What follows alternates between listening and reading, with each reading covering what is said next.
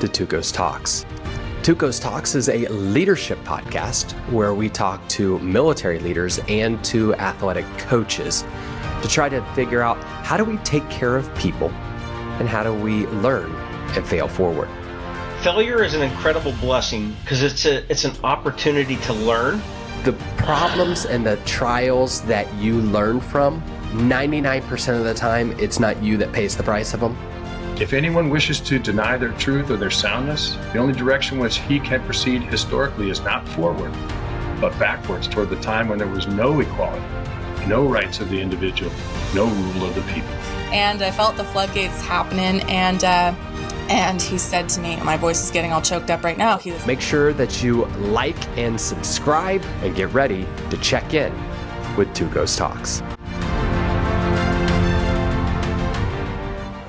Welcome back to TU0's Talks. It is another day, another interview, and do I have a treat for you?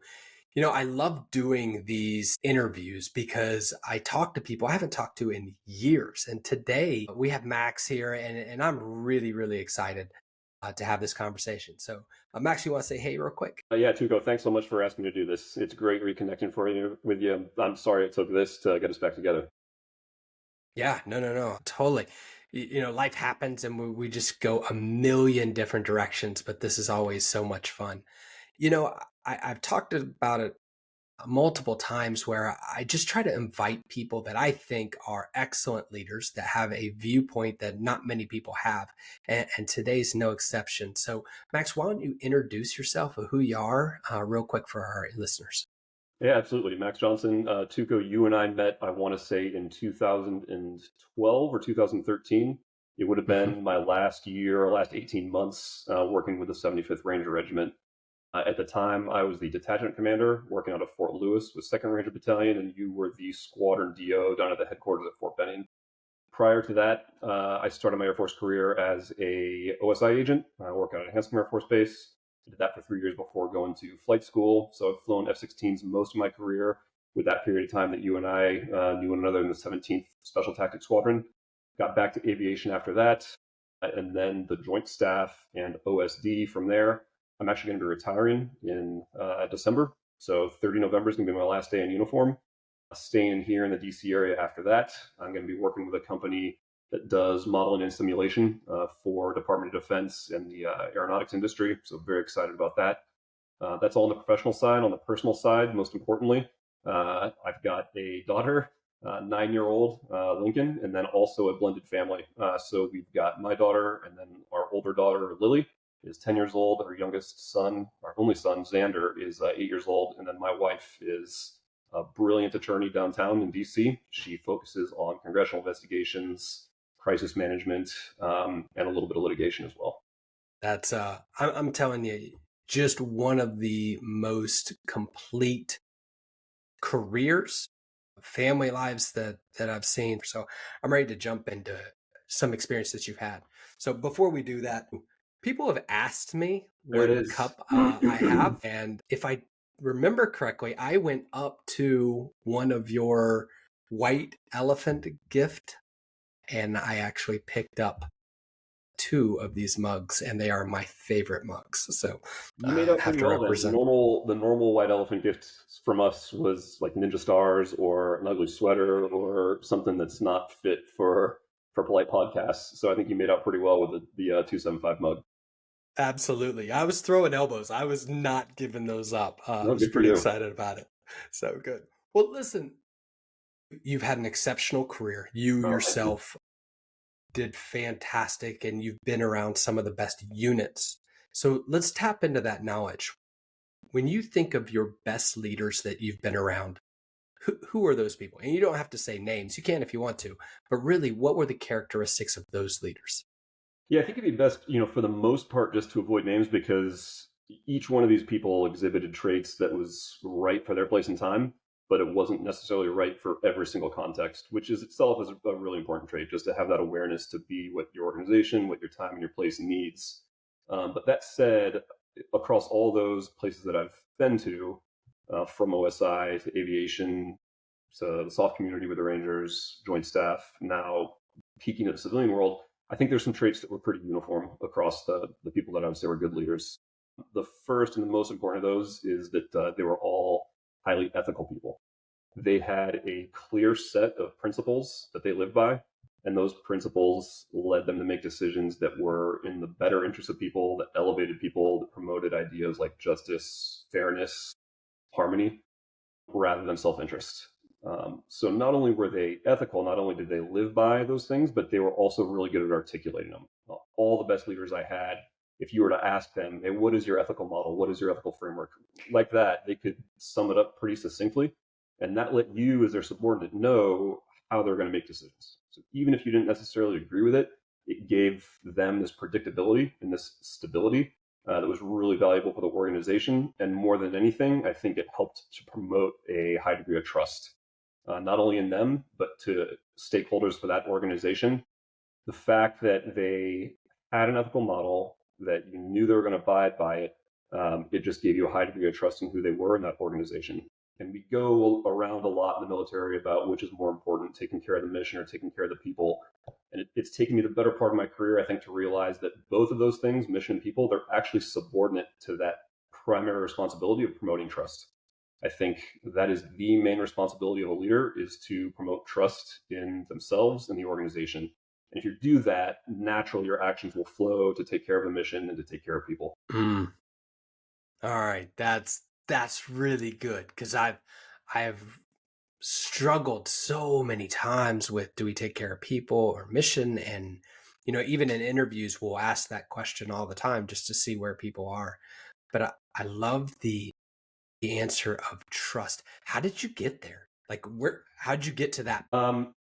So I think it actually goes all the way back to philosophy class when I was in college. We had a guy who was, the instructor was from Venezuela, had immigrated to the US, very, very grateful for what he had and the opportunities he had here. And the way he spoke about ethics, it really stuck with me for the rest of my life. He's the first person that introduced me to Kantian logic, and I would say that is my ethical framework now. It works very well for me. It's very predictable. It's very logic-based. And more than that, he didn't articulate it in this way, but as I look back at what I learned then and kind of what I've seen now, I've just come to realize that trust is really the foundation of our form of governance in a democratic republic. And it's the key responsibility of a leader. If you strip away trust, you can't have the things that we enjoy as a democracy, and your alternative is autocracy. If you strip away trust, you're not a leader. You remove that tool, then most of the tools in your bag as a leader, absent trust, relate to things like fear or strict, incentive transactional based leadership, which is not leadership. So I think that inherently a good leader is an ethical person who promotes trust. To say that, hey, this person's effective as a leader, but they're amoral, that's a logical inconsistency that just can't happen. Yeah, 100%. 100%. So the class that I taught right out of the military was moral philosophy. And we went through the book, The Republic, and one of the most fascinating books, it's thousands of years old. And really it comes down to, can you trust people? Can you say and do the same thing? And can you lead that way? And so I love that answer. So, yeah, and not to bog down the entire conversation on the one point, but it's important in any organization. I think especially so in the military, because we do very unique things that only the military is allowed to do. And all of our authority is derived from that public trust, right? All of our leaders in the military are civilian. If the public does not trust us, they're not going to allow us to do the things that we need to do to provide for national defense. So it's critical everywhere, but especially so in what we do. Yeah. And I'm going to geek out a little bit just because I can, and probably take this part out. But so education, school, was first formed because we wanted to teach military personnel how to be morally right, so that when they went into battle, they would be doing the right things. And then it came out into more, and they were like, oh, wow, maybe we should educate everybody and create a school for them too. And so to go back now and say it is the most important for military and government, really to be trustworthy and to learn morals and ethics is so critical. Man, I don't know how I didn't put that together before, but now that you say that, I'm like, yes, absolutely. No, I'm all in on that. It was a long and circuitous path that led me back to that, but I might have it wrong, but I don't think you're going to go wrong if you start with that as your goal for a leader, to just say, I'm going to go into this organization, I'm going to build trust, I'm going to maintain trust, which I can move on to another quality that's obviously highly related to that. Across all those organizations I've worked at, good leaders, I think, they are people who they set high standards and they hold people accountable. And that's inherent to that idea of trust. I had the good fortune when I was a junior at the Air Force Academy to spend 6 weeks with the Marine Corps at Quantico training at their OCS. And that was 6 weeks that'll last you for the rest of your life. And Marines, they're like the Rangers. It's one of those organizations where their output is greater than the sum of their inputs, right? For every Marine company, every Ranger company, 2 + 2 routinely equals 5. And you look at them objectively and you say, how do they do this? And I think it's really two things. They have a very clearly defined, very important mission, and they set high standards and they maintain them for their people. And very simply, those are just places that people are really proud to work. And the best leaders I've worked for, they maintain standards at all times because they know that's a place where, again, it's predictable, it builds trust, but people are just going to be proud to work there. I'm sure it's happened to you in your career that you've gotten away with something or you've seen somebody get away with something. And in the immediate aftermath, you might feel okay about that. Like you're glad that you've avoided punishment. But then, the cognitive dissonance that comes from that and the erosion of trust, the erosion of confidence in the organization, if they've let you or they've let somebody else get away with something that they shouldn't, it's just not worth it. It's much better to have a leader that's going to hold themselves and to hold people accountable, even when it's difficult to do, for the sake of the organization. Yeah, absolutely. Yeah. There's this whole study out there that says what's the easiest way to drop morale. And it's not taking away money. It's not taking away free time. It's not holding other people accountable when they mess up. That is the number one reason that morale will drop. TU0, I think this incident. I had a person that worked for me show up drunk at work one morning, which meant that they drove to work drunk that morning. And in a small organization, small unit, everybody knew this. It was there was no sweeping it under the rug, even if I had been inclined to do so, which I wasn't. And I went back to that Kantian logic, categorical imperative, and said, okay, what is the right thing to do here? He drove to work drunk. We know that's not the right thing. I need to hold him accountable for that. And so I had pushed pretty hard to take this person over to the provost marshal, administer a breathalyzer, and whatever followed. I thought that's what the unit really needed. And the unit's interests are obviously superior to my own interests and superior to this individual's interests. In that circumstance, I did not have the UCMJ authority to make that call, so it was elevated up one level. And that's not what we did. We did something different. And I don't think this person was held fully accountable for what they did. I understand why ultimately the leader who made that call chose what they did. But that lack of accountability that resulted from it, it had second and third order effects that just weren't worth it. Yeah. And the people that are trying to hold the accountability really end up paying a huge consequence if that isn't filled out correctly. And it undermines trust. It undermines just the leadership ability, and everyone just starts looking around like, what are we doing? Especially in those certain units that are elite, where everyone's worked really hard, not only to get there, but to stay there. And so, yeah, absolutely. Yeah, my brother actually gave me a really simple heuristic, decades ago now. He said, the right thing to do usually isn't the easy thing to do. That's why a lot of people just don't do it. And I've been shocked how many times that really basic, simple principle has led me to the right decision, where I'm faced kind of a snap moral, ethical decision, I go, oh God, I really don't want to do that. That's going to be really hard.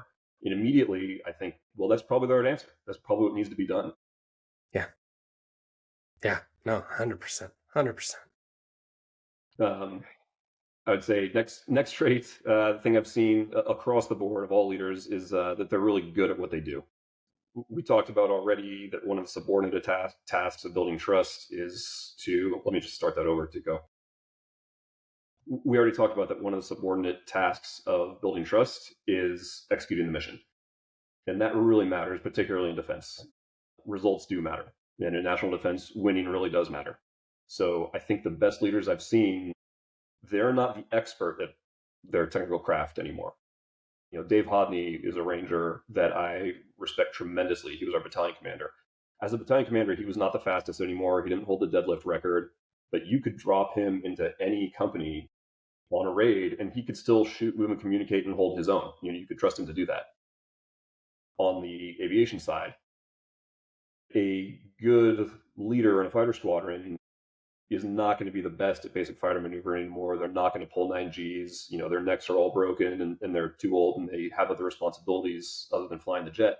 But you can put one of them on a mission and count on them to get the bomb where it needs to go when it needs to go there. You can put them in an air-to-air mission and plan on them executing a standard game plan with only minor deviations. So I think being good at what you do is really an important trait of a good leader as well. There has to be that technical expertise.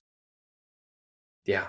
Yeah. And I love what you said, that technical expertise, right?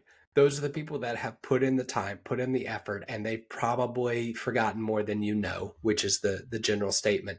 But they are experts, and you can look to them and say, sir, ma'am, what do I do here? And they know.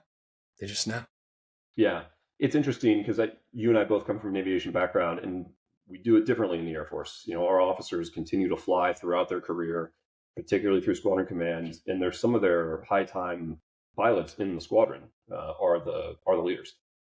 The Army does it very differently, where after company command, the officers really take a big step back and they focus on leading the organization, and they allow the warrants to become the technical experts, which I really see the merit in what they do, but there is still a balance.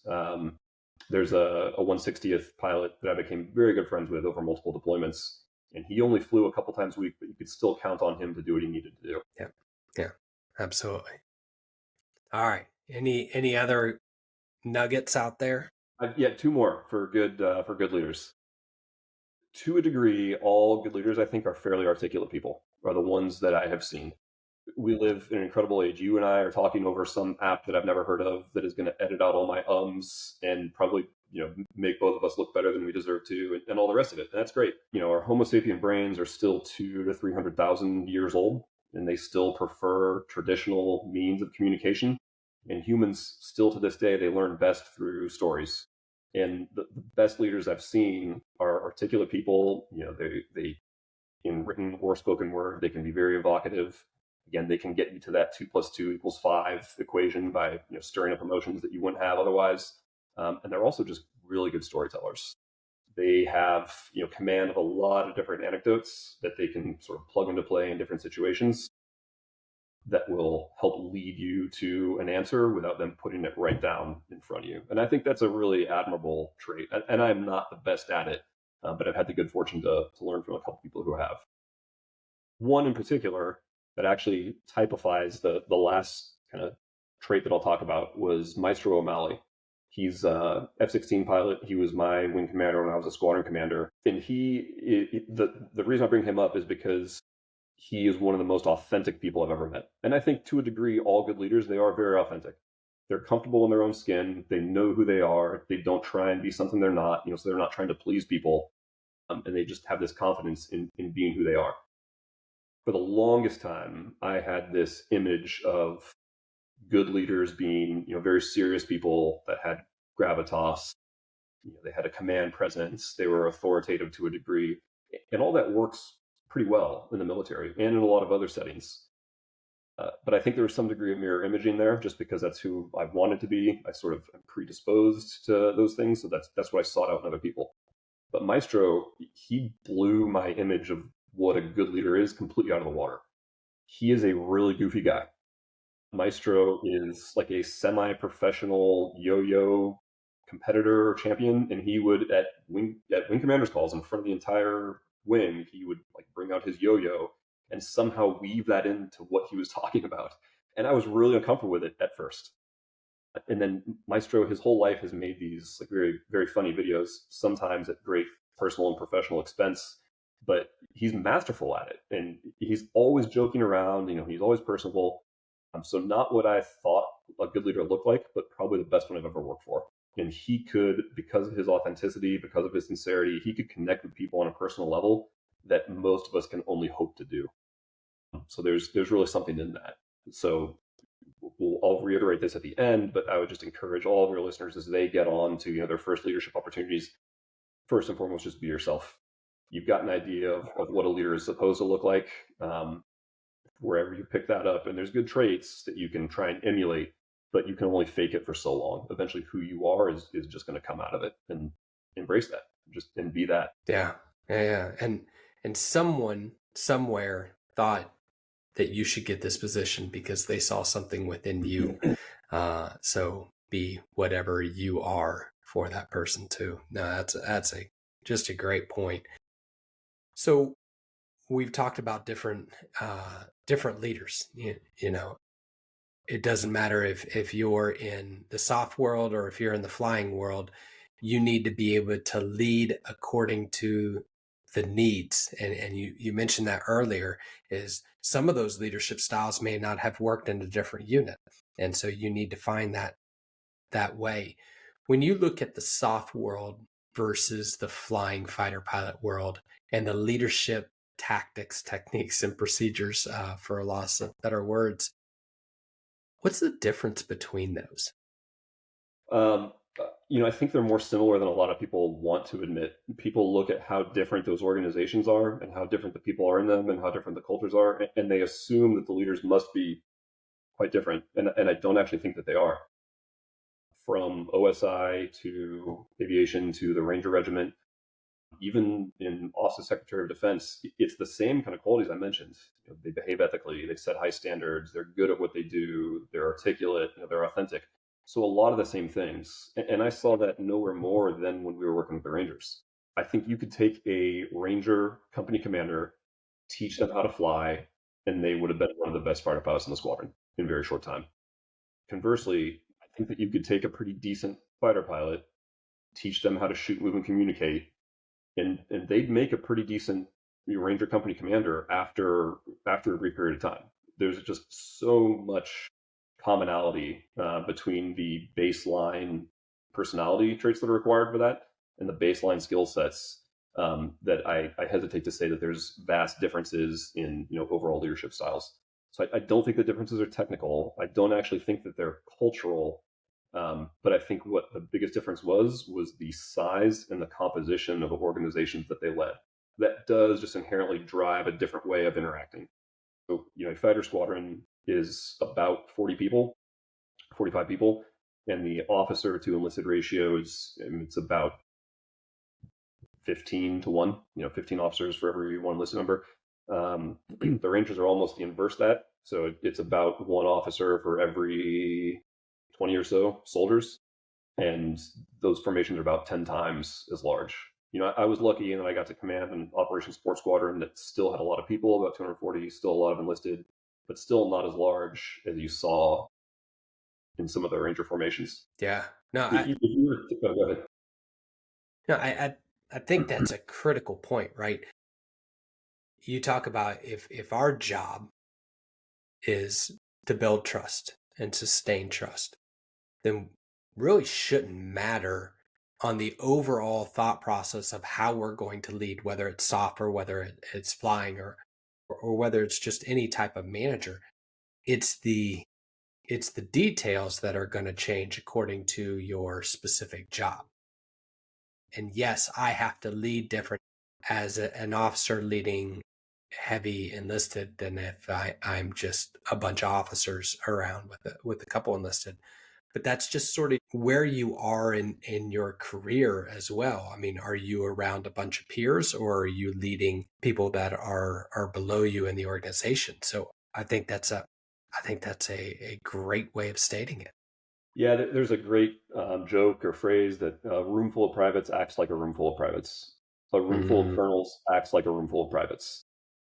That is to say, having other people that are of a different rank, that you're responsible for, it brings out kind of the best in us. It's almost like, I mean, I hesitate to use this analogy, but it's almost like having a kid. Being a father, I don't know if it inherently changed who I was, but I like to think that it brought out the best in who I was. Evan Serpa, you know him. He and I worked together. He yeah. was my senior NCO. I think the world of him. He and I have very similar values. We have really common interests. I think he's got a great sense of humor. I think he's just a fantastic person. But when we were on the job, there was no question about it. I was an officer. He was my senior NCO. We were friendly, but we could only take that so far. We still were accountable for one another. Him working for me and me working for him every single day. And that mutual accountability for one another, it really drove us to become kind of the best versions of ourselves. And there's something unique that happens when you're in those places. And that's what you saw kind of from day one in the Rangers, when you had those large formations with a healthy mix of enlisted and officer. In the fighter squadrons where it's all officer, everybody's pretty familiar and everybody's kind of friends as well. And you can get through that because it's a pretty tight shot group to begin with. They're all college educated. They've all been through a commissioning source and then literally several years of training to get where they are. So you can kind of let your guard down a little bit, but that won't necessarily work in a different type of organization. But I think if you were to take one of those people and you plant them in that organization, they eventually will rise to that challenge. And I saw that all the time. You do things in a fighter squadron, you kind of have a culture that you wouldn't necessarily want to emulate anywhere else. And I think for a long time, we had some traits of our culture that probably just weren't all that healthy. I think it's gotten so much better over the last several years. But really what I saw was as those people mature and they go up to higher level organizations, particularly outside of the fighter community, then they come back, I would trust them to lead any organization after they've had that experience. So inherently, it's the same kind of general qualities that you see.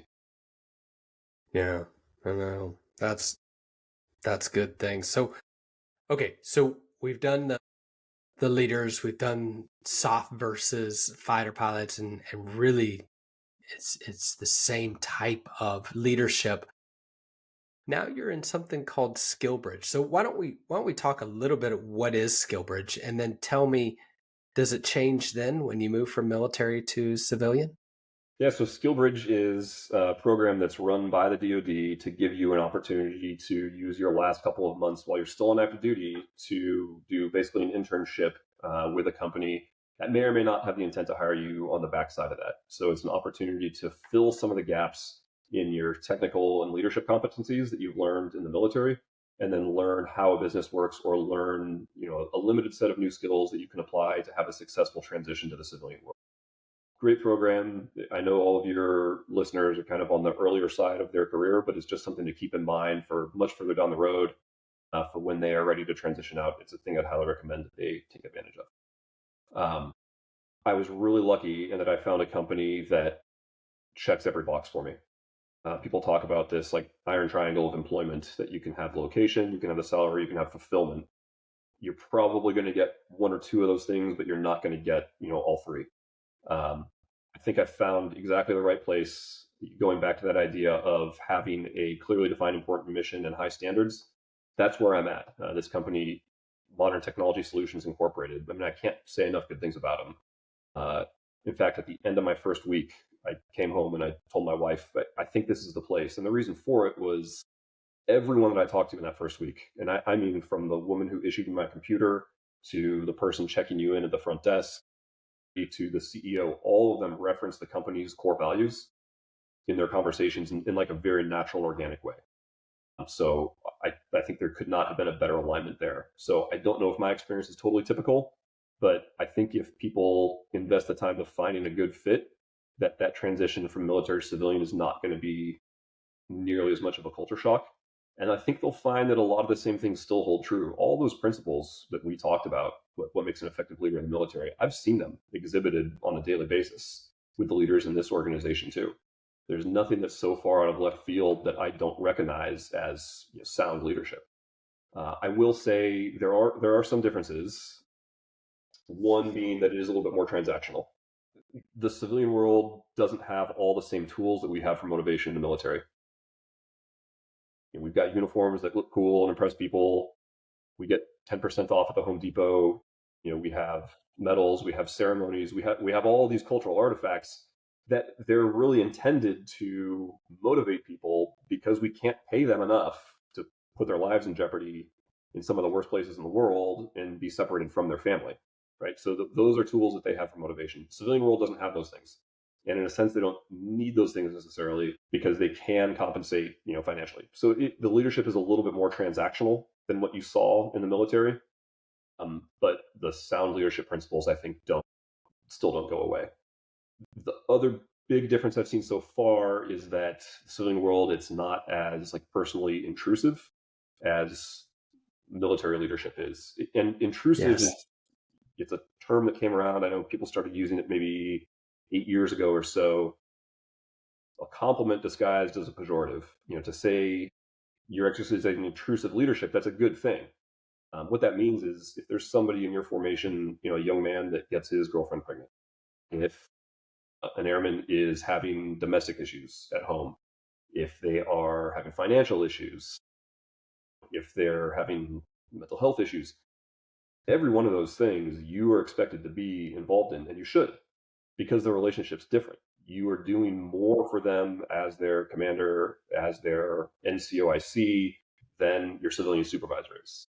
But the law says that you have to. You have certain legal authorities to get involved in this person's life because you need them to do very special things. The civilian world doesn't have those things. So that's not to say that people don't care about one another, but that high degree of personal, intensive, intrusive involvement, I have not seen quite so much. So that is a little bit different. Yeah. And, I've seen a couple different organizations since I've been out of the military. And the one that I'm working with right now is probably the most intrusive. And that's definitely not a negative. It's one that they just care. They care about people. They care about what's going on in life and how do I take care of the people. So, I think it can go either way. You can be over controlling, and especially in the civilian world, that could be a negative. But I think that's one of the things I do miss about the military is just being there and being able to be involved in people's lives and helping them out, which is so funny because that was the least of my concern when I first started the military. I just wanted to be the best of my job and do great things and then lead people, I guess, if I have to, I maybe have been giving myself too much credit. I talked about how easy the transition's been, and if you find the right organization, it's all roses.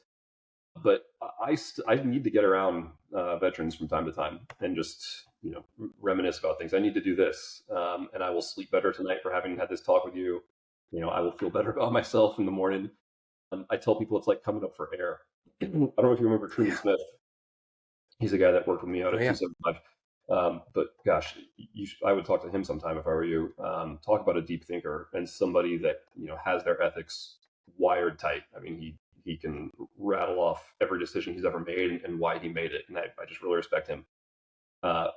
When I talk with him, we'll lose an hour just like that, and then I feel like I just got done with a hard run, and I'm having a cool glass of water afterwards. It's refreshing to be around veterans and have that from time to time. Yeah, absolutely. And speaking of that, we're over 30 minutes, and one of the things that I love to just do is put it back to you and say, all right, you have an opportunity to share something to these young listeners and these young leaders. What's would be your piece of advice? So I think I already got the two big ones out of the way. Just be yourself first and foremost. You'll get a lot more personal enjoyment out of it. Your people will look at you as a far more authentic person, someone that they can trust if you're being sincere. I mean, you just can't fake sincerity, so be yourself. Your ethical framework, that's work that's worth doing now, up front. You don't want to be caught in your first moral dilemma figuring out how you make ethical decisions. So do that work up front. And if you say, hey, I've never taken a philosophy class, I'm not interested in it, that's okay. Just look around, do a quick Google search, look on ChatGPT, whatever the case is, look at a couple different options. And then I would just encourage you to look at what you think your ethics are and very simply compare those to your service's core values. Say, hey, are these two things compatible? If they are, you're good to go. You're not going to be too far off the mark. And then just figure out a way to articulate that succinctly to people so that they know where you're coming from and you give them predictability. With those two things, the last thing I would tell people was a lesson that was pretty hard learned for me, and that is you are probably not going to change anybody who's not ready to be changed in your formation. You can set the conditions for that. You can give them the examples, you can lead them to all the right resources, and you should act as if you are going to affect that change during your time in command. But there's a really good chance you won't. People just have to come to that on their own time. It's a choice they have to make, and it may happen years down the road after you've left. So hopefully that's a little bit liberating to come to that realization, because you don't have to constantly beat your head up against the wall and say, how come this person's not responding to me? How come I'm not getting them to, affect a change in behavior? You may never get there, and that's okay. Or they may call you up 10 years from now and say, you didn't know this at the time, but those things you did, it saved my life because it set me on this new vector. So I would just caution people to temper their expectations there, but still act like they're going to get big results. Don't be too disappointed if you don't, though. Yeah, no. And here's the deal. So I've literally had that happen where someone has called me years after and said, what you said and what you did during that time, it made a profound impact on me. And I never said anything, but it did. And so I've done that to others. People have changed my life by saying things, and they probably didn't mean anything by it. They were just hoping to give me a piece of advice or something, and it came back and it just meant so much. So you never really know. Encourage people, set the parameters for change and then allow it to change. But you're right, you may never know. And hopefully that's freeing, like you said. I mean, just to be able to say, I'm going to do my part and I'm going to trust that something's going to change. And by doing that, just enabling it. And the second part is you mentioned take a philosophy class. And I hate, and very few things in this world I hate, but I hate the fact that we don't teach more philosophy in high school. Teaching us how to think and teaching us the moral framework that we are going to buy into is so critical, and it's so important, not only to be a leader, but to be a follower and to know who we are going to follow. And so I just want to foot stomp. That's a perfect piece of advice for everyone to do. And you can tell when you're talking with someone if they are learned in philosophy, if they're learned in core values and virtues, and something that they know is to speak truth and beauty. And you can go a million different directions in those. And you can have one set of values and another set of values on the other side. But to know what you believe and to be able to go with that is so important. So I love that. And whatever it is, you can have disagreements about what those values are, but I think that they have to be rational. They have to be based on some kind of reason that you can defend. It has to be universal, meaning that it is applicable to everyone, and it has to be absolute, meaning that it has to be applicable at all times. If it's lacking one of those three things, you might reconsider it and just say, hey, I haven't done the academic rigor I need to yet at this point. Yeah, and you know what? There are so many of those characters, values, virtues that I've studied for over 40 years of my life, really dug in for the last 30 years, and I'm still learning every day and putting them up against other ideas and thoughts and saying, am I valid in what I'm thinking? Am I right? Is this the truth that I should believe? So, man, that's such a great piece of advice. Well, Max, I appreciate you just taking the time to do this.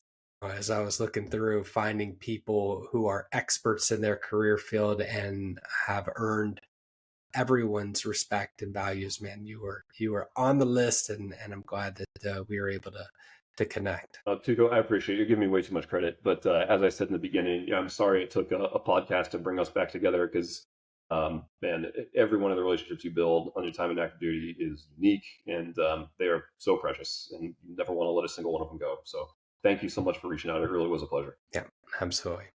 Well, everyone, thanks for tuning in. Hopefully you learned as much as I did. And for Max and I, this is TUC0 Right. Check it out.